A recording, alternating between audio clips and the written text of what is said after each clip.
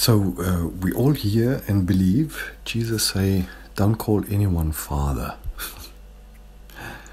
because our Father is in heaven. Call no one on earth your Father, because your Father is in heaven. So we go, oh yeah, that's right, that's beautiful.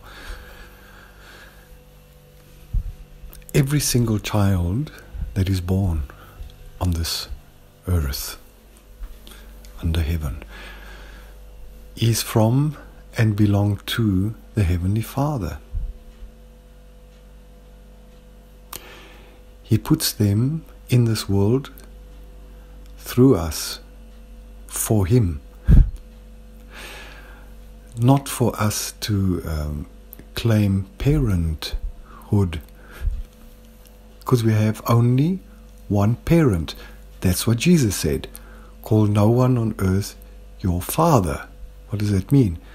That person that you are calling your father is your big brother, because you are all my children. So what do we do instead?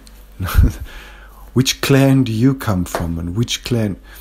Instead of all being born as the children of the Heavenly Father, we're all born into clans and to families and stuff like that. And we steal this parenthood from God, which He says belongs to Him. He is our Heavenly Father. And then we ask ourselves why the world looks the way it does. It doesn't surprise me at all. You see,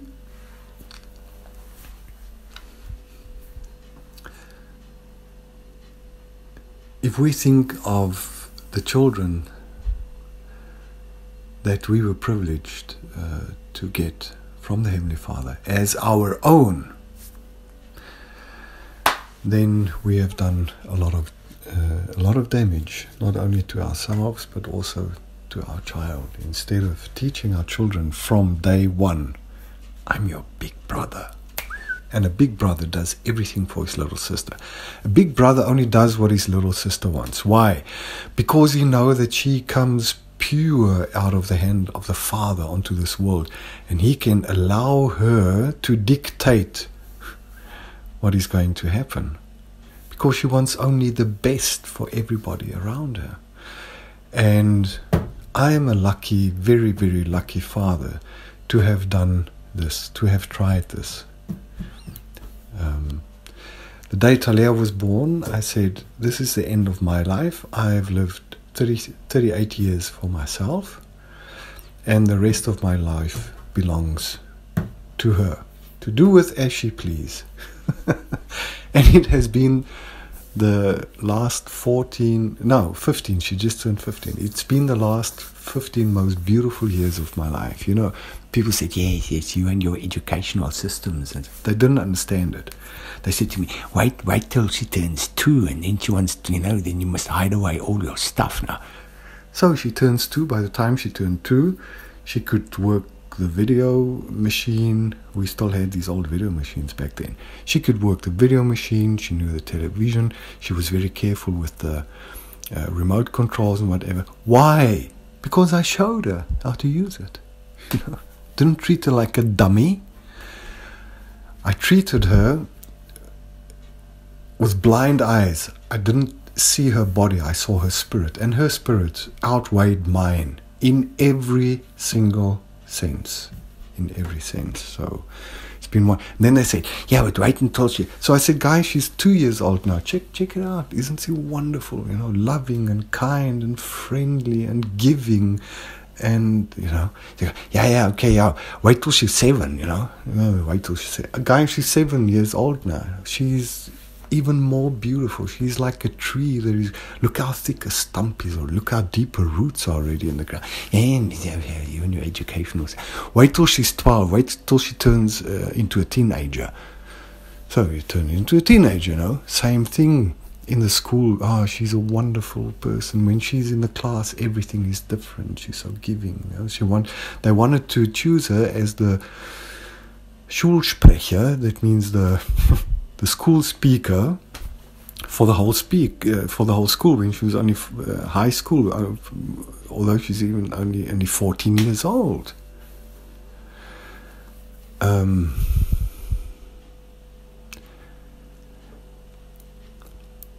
we all say we believe in the Heavenly Father, but we don't live it. Because we turn ourselves into fathers and mothers, you know. We know best. We know what is best for you. Even though we are doing that which is not good for anybody. Because we only have one Father, and your so-called children are your little brothers and sisters, whom you are taking care of for the Heavenly Father. And He will ask you about that sometime, I'm sure. Like, yes.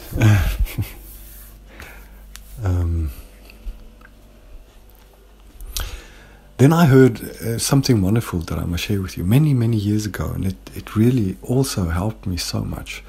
You know, when there's this old traditional children's prayer, and at the end of the prayer you go, and should I die before I wake, I pray the Lord my soul to take. So I heard a person speak about that. I don't know who it was. I've listened to so many things, and I can't remember who it was, but someone said, why do we teach our children to pray like that? It's the worst thing we can do. It's a terrible thing.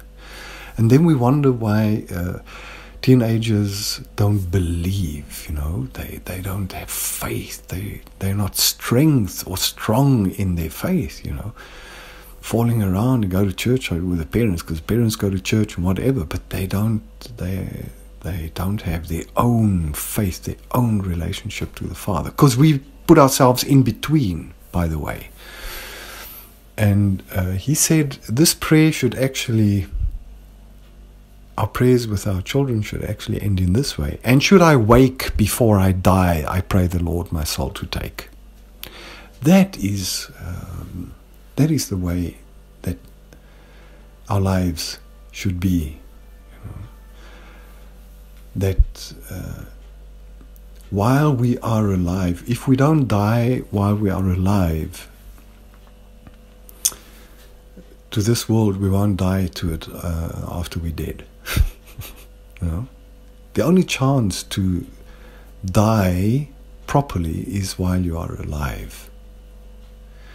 Jesus himself says, whoever tries to save his life will lose it, and whoever loses his life for my sake will win it.